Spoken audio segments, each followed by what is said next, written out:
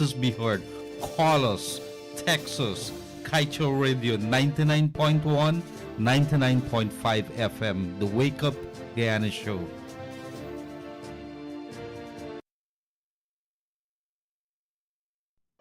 Let December 2020 be one to remember.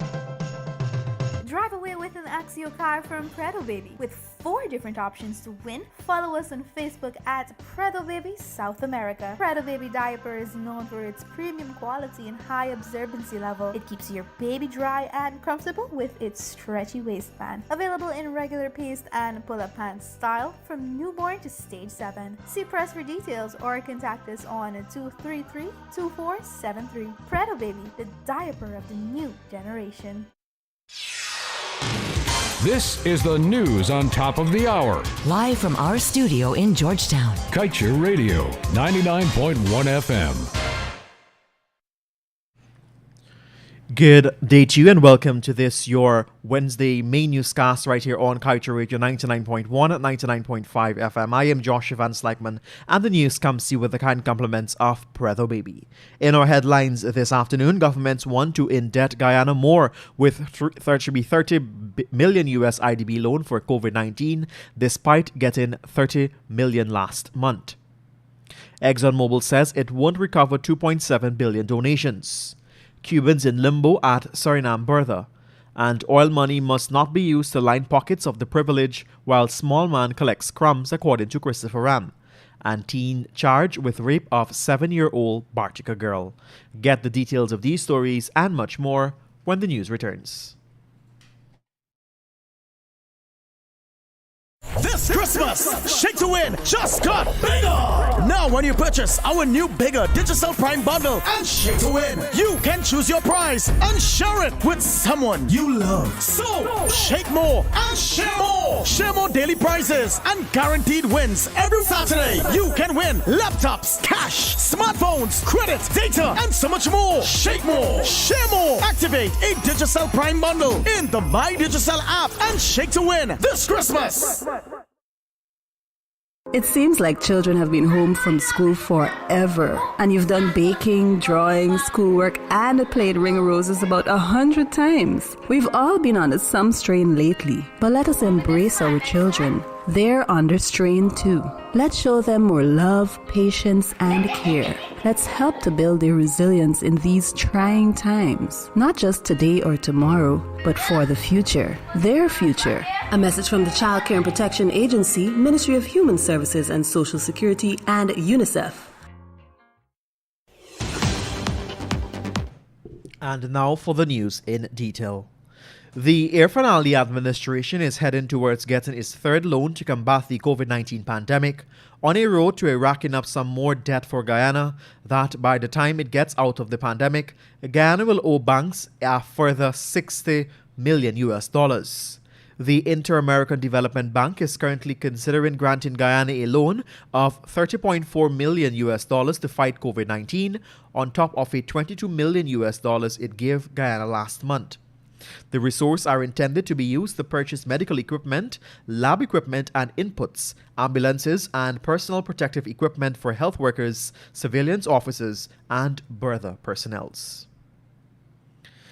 According to ExxonMobil's Public and Governance Affairs Advisor Janelle Prasad, the company has invested some $2.7 billion in donations to Guyana since it started operations in 2015. We had pointed out that ExxonMobil had made a $32 million COVID-19 donation that it can later take back from the government, as stated in the lopsided and unfair contract signed between the government of Guyana and ExxonMobil. The oil company labeled this disappointing and misleading, but failed to point out any inaccuracy in it. Though ExxonMobil says it will not recover any of their donations, nothing prevents it from approaching the Minister of Petroleum to recover the billions it had claimed to have donated. The government of Guyana has halted plans to restart the Suriname ferry operations, engaging with the Cuban ambassadors to find a resolution. Hundreds of Cubans are stranded in Suriname.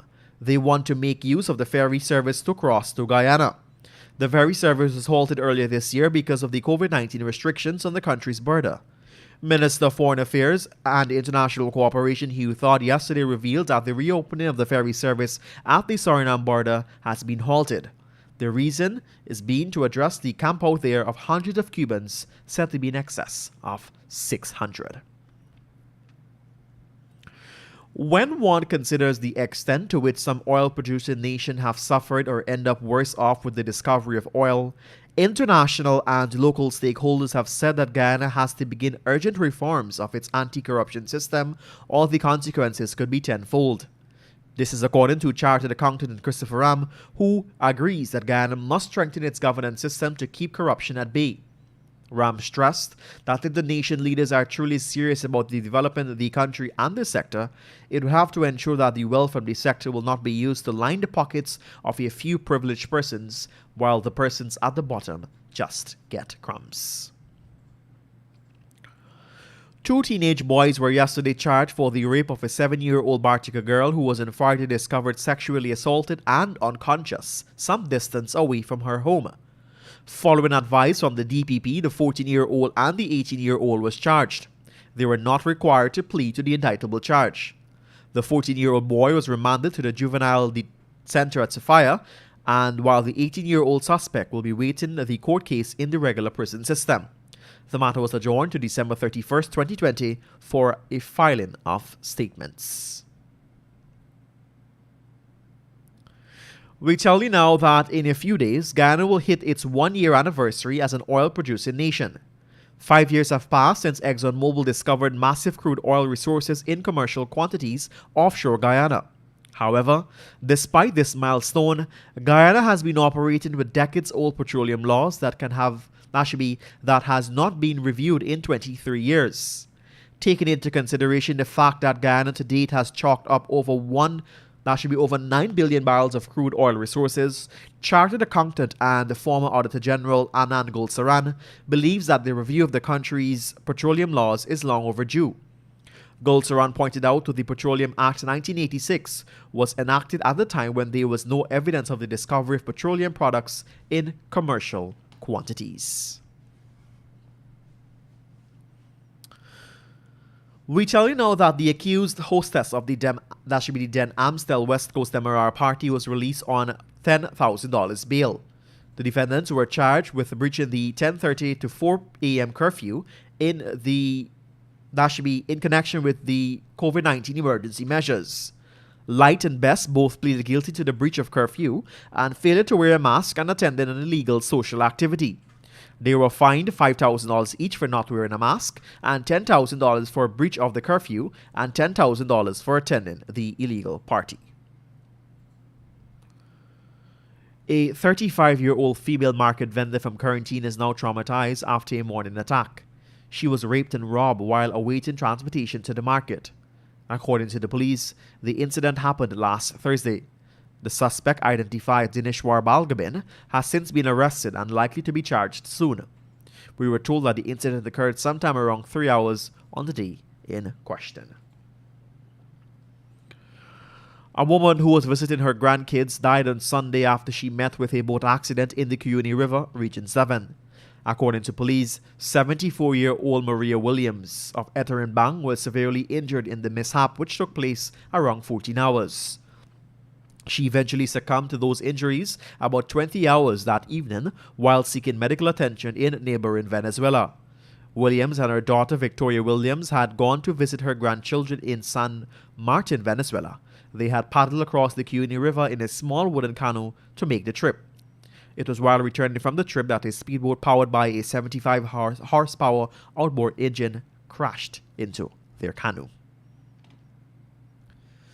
The Guyana Public Service Union is of the firm belief that increasing the private sector minimum wage to $60,000 is not only well-deserved, but is one that is long overdue. Their procurement comes days after the chairman of the Private Sector Commission, Nicholas Dago Boyer, stated that he does not believe that the private sector is prepared to accommodate an increase in the private sector minimum wage. Boyer had alluded to the economic situation that Guyana has faced over the last 9 months due to the COVID-19 pandemic as the reasoning behind his position.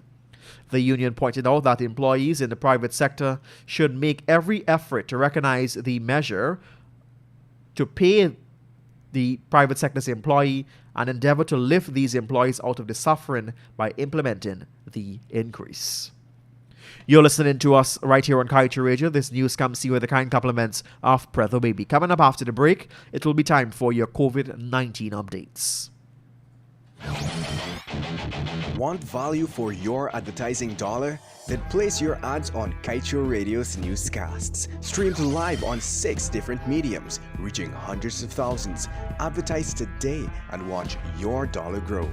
Call us on 225-8465 or 226-8210 today. This is GHK Lal inviting you to